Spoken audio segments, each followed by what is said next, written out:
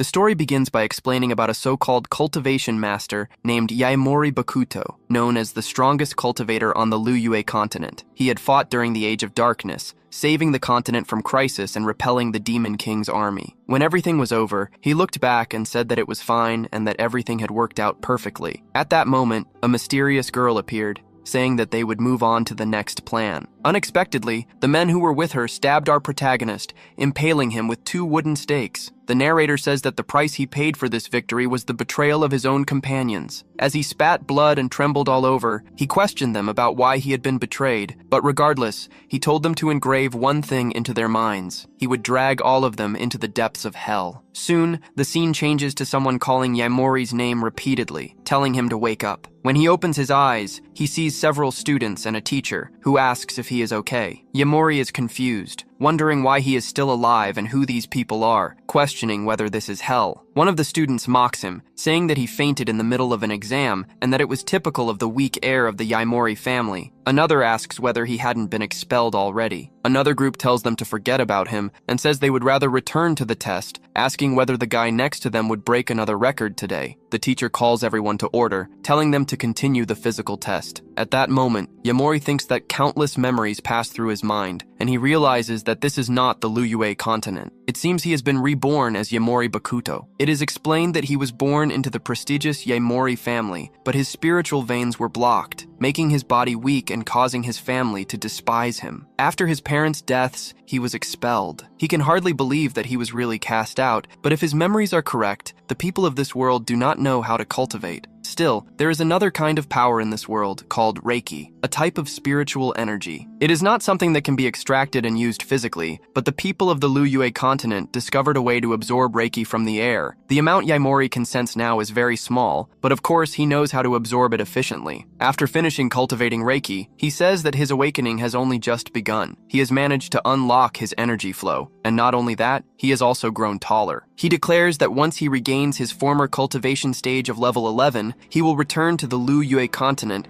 and take revenge on all those traitors. Soon, however, he sighs, thinking that he is still at stage 1 and will have to start over from scratch. First, he must use this test to check how his body has changed after awakening and evaluate his potential. One of the guys who mocked him asks if he is fine now. Yaemori asks whether today's test is the 100-meter dash and says he will participate. Everyone starts laughing, saying that the next runner is Kabata and that it would be impossible for him to beat that guy. Kabata himself calls out to him, asking whether he has lost his pride, and even a girl mocks him. Yaemori thinks that although he may only be at stage 1 now, a cultivator's body is far superior to that of an ordinary human. Soon, they prepare for